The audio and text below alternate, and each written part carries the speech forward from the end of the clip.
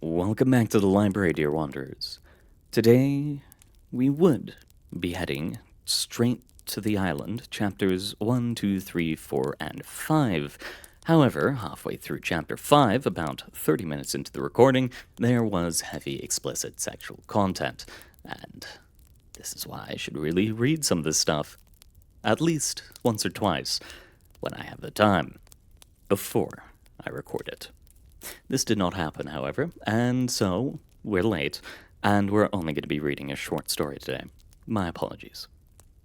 For now, though, we'll head back to Library Wing 1, the Hidden Nest, back to the first Oak's Shelf, where we'll pick up the first work we see, brought to us by Roomet Zen. Now, without further ado, Wanderers, June 30th, 1967. Mortimer, although I expect you burned this letter as soon as you saw my name on the envelope, I feel it necessary to at least try to convince you, and as this is a matter of most importance, humbly beg that you consider my words. You see, I may have found a way to retrieve the hand. I know you will resist this idea, but there is no reason to think history will repeat itself.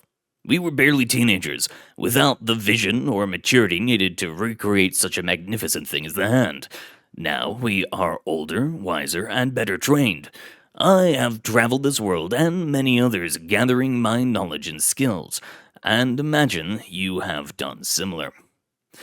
With our combined experience and my most recent discovery, we have all the necessary tools at our disposal. What is this discovery? Nothing short of the center of all universes. It may sound dramatic, but those are the only words I have to succinctly describe it. Do you remember years ago reading the works of Crowley and Spare under the moonlight, coming across repeated mentions of a great library? It puzzled us then, and I have wondered what they meant ever since. Now I have found out. I found it while traversing the Conqueror's Desert. I stopped for the night in a large cave and went to sleep. When I woke up, I found I had been transported to a very different place. I and my sleeping mat were stuck on top of a towering shelf. I yelled for help, and soon an oddly shaped multi-armed man arrived and helped me to the ground. Asking around, I found that this place was called the Wanderer's Library, a resting place for knowledge in all its forms. And what knowledge it was! I found books detailing all sorts of things, the kinds of things we always looked for as children but could never find. Rituals, bestiaries, journals, all there. I found the notebook of a butler behemoth, and letters sent between two gods from different universes, and a detailed account of the rule of a cabbage king, and so much more. All on a single shelf. There are millions of shelves, it seems, filled with almost anything you could ever want. It is the type of place we dreamed of as children. It took me 3 weeks to find my way back to this world. Since then, I've spent a total of 6 months in the library and discovered 30 doorways to it scattered throughout various realms. I expect there are many, many more. The people in the library are varied, coming from all manner of places and times. Many of them are hunted, as we once were, by men who hope to destroy or suppress what makes them marvelous. The library for them is a safe space. I propose this. We reform the hand a second time, using our since-acquired knowledge to help ensure its survival, and the library as a way to keep ourselves safe.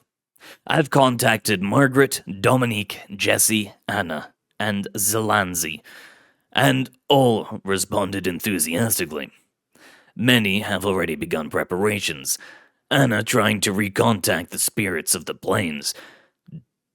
Dominique repurchasing terrestrial safe houses for us, and so on. Please, Mortimer, you know I never meant to do what I did or expected what followed.